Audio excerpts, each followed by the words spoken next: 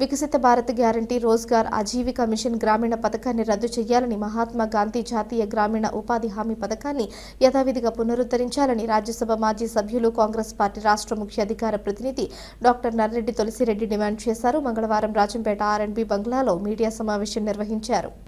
మహాత్మా గాంధీ జాతీయ గ్రామీణ ఉపాధి హామీ పథకానికి సంబంధించి ఇటీవల కేంద్రంలోని మోడీ ప్రభుత్వం రెండు చారిత్రాత్మక తప్పిదాలు చేసింది. ఒకటి, మహాత్మా గాంధీ జాతీయ గ్రామీణ ఉపాధి హామీ పథకం నుండి మహాత్మా గాంధీ పేరు తొలగించడం. రెండవది, ఈ పథకం కింద కేంద్ర ప్రభుత్వ వాటాను 90% నుండి 60% తగ్గించడం. ఈ రెండు చారిత్రక తప్పిదాలు. మహాత్మా గాంధీ జాతీయ గ్రామీణ ఉపాధి హామీ పథకం అనేది ఇది కాంగ్రెస్ పార్టీ మానస పత్రిక.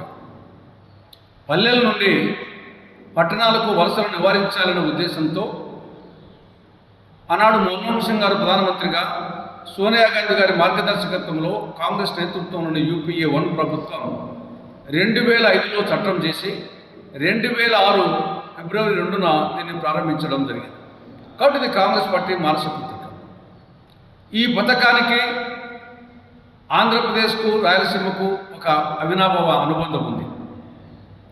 దీన్ని మొట్టమొదట ప్రారంభించింది ఉమ్మడి ఆంధ్రప్రదేశ్లో, ఉమ్మడి అనంతపురం జిల్లాలో, సింగనమల నియోజకవర్గంలో, సింగనమల మండలంలో, బండ్లపల్లిలో ఆనాడు మన్మోహన్ సింగ్ గారు, సోనియా గాంధీ గారు, ఆంధ్రప్రదేశ్ ముఖ్యమంత్రి రాజశేఖర రెడ్డి గారు వీరందరూ కలిసి దీన్ని ప్రారంభించడం జరిగింది.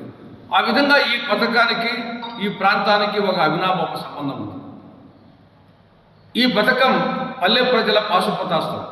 నేను ముందే చెప్పినట్లు పల్లెల నుండి పట్టణాలకు వలసలను నివారించి గ్రామీణ ప్రజలకు ఉపాధి భద్రత కల్పించాలనే మహత్తర ఆశయంతో ప్రారంభించినటువంటి ఒక పల్లెల పాశుపతాస్త్రం. ఈ పథకానికి మహాత్మా గాంధీ పేరు పెట్టడానికి చాలా కారణం ఉంది. ఇది గ్రామీణ ప్రాంతాలకు సంబంధించినటువంటి పథకం. మహాత్మా గాంధీ గ్రామ స్వరాజ్యాన్ని గురించి ఆయన కలలుగన్నాడు. భారతదేశపు ఆత్మ గ్రామాల్లో నివసిస్తుందన్నాడు. అందుకోసం ఆయన పేరుతో ఈ పథకానికి పెడితే ఆయన జాతిపిత, గ్రామ స్వరాజ్యం కోసం కలుగున్నటువంటి నేత కాబట్టి ఆయన పేరుతో మహాత్మా గాంధీ జాతీయ గ్రామీణ ఉపాధి హామీ పథకం పేరు పెట్టడం జరిగింది. రాష్ట్రాల మీద బడ్డలు లేకుండా 90% కేంద్రము, 10% రాష్ట్రం నిధులు భరించే విధంగా దీనికి రూపకల్పన జరిగింది.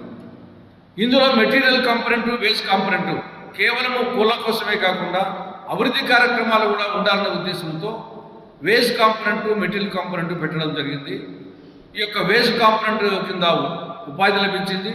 మెటీరియల్ కాంపొనెంట్ కింద అనేక అభివృద్ధి కార్యక్రమాలు ఈనాడు జగన్ ప్రభుత్వంలో రైతు భరోసా కేంద్రాలు కానీ, గ్రామ సచివాలయాలు కానీ ఇవన్నీ ఉపాధి హామీ పథకం మెటీరియల్ కాంపొనెంట్ కింద వచ్చిన నిధులతో చేసినట్టే. ఇప్పుడు ఈ ప్రభుత్వంలో 25,000 కిలోమీటర్ల ఈ రోడ్లలో గుంతలు పూడ్చడం కానీ, లేదా మిగతా ఈ యొక్క గురుకుల గోకులాలు, మినీ గోకులాలు ఇవన్నీ కూడా ఈ పథకం కింద చేయడం జరిగింది. ఇటువంటి మహత్తరమైన పథకాన్ని ఇటీవల మన డిసెంబర్లో మోడీ ప్రభుత్వం, నేను ముందే చెప్పినట్టు, 2 మార్పులు చేసింది.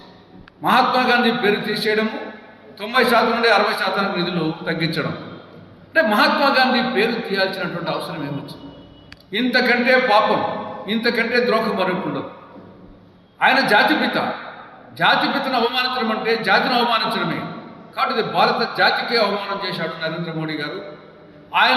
ఆయనకు సపోర్ట్ చేశారు చంద్రబాబు నాయుడు, పవన్ కళ్యాణ్, జగన్మోహన్ రెడ్డి. కాబట్టి ఈ పాపంలో నలుగురికి భాగస్వామ్యం ఉంది. దాని తర్వాత 90% నుండి 60%కి కేంద్రం నిధులు వాటా తగ్గించిన కారణంగా రాబో రోజుల్లో రాష్ట్రాలు 40% వాటా పెట్టలేవు, కేంద్రం నుండి 60% నిధులు రావు. ఓవరాల్గా ఈ పథకమే రద్దయ్యే పరిస్థితి ఉంది. కాబట్టి అందుకోసం కాంగ్రెస్ పార్టీ ఈ యొక్క కొత్తగా తెచ్చినటువంటి ఈ పేరు కూడా నోరు తిరగదు. విబిజీ రామ్జీ అంట. అంటే వికసిత్ భారత్ గ్యారంటీ రోజ్గార్ ఆజీవికా మిషన్ గ్రామీణ, ఇది పేరు కూడా తెలియని పేరు పెట్టారు. కాబట్టి కొత్త చట్టానికి ఆ పేరు మార్చాలి. మళ్ళా మహాత్మా గాంధీ జాతీయ గ్రామీణ ఉపాధి హామీ పేరు పెట్టాలి. కేంద్రం వాటా 60% నుండి 90%కి ముందున్నట్టుగా పెంచాలని డిమాండ్ చేస్తూ కాంగ్రెస్ పార్టీ దేశవ్యాప్తంగా ఉద్యమం చేస్తూ ఉంది.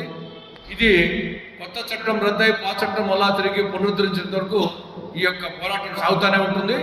ఈ ప్రభుత్వం చేయకపోతే కాంగ్రెస్ ప్రభుత్వం అధికారంలోకి వస్తే వచ్చిన వారం రోజుల లోపలనే ఈ యొక్క కొత్త చట్టం రద్దు చేసి దాని స్థానంలో విపి జి రామ్జీ స్థానంలో మహాత్మా గాంధీ జాతీయ గ్రామీణ ఉపాధి హామీ పథకాన్ని పునరుద్ధరించడం జరుగుతుందని చెప్పేసి ఆంధ్రప్రదేశ్ ప్రజానికానికి కాంగ్రెస్ పార్టీ తెలియజేస్తా ఉంది.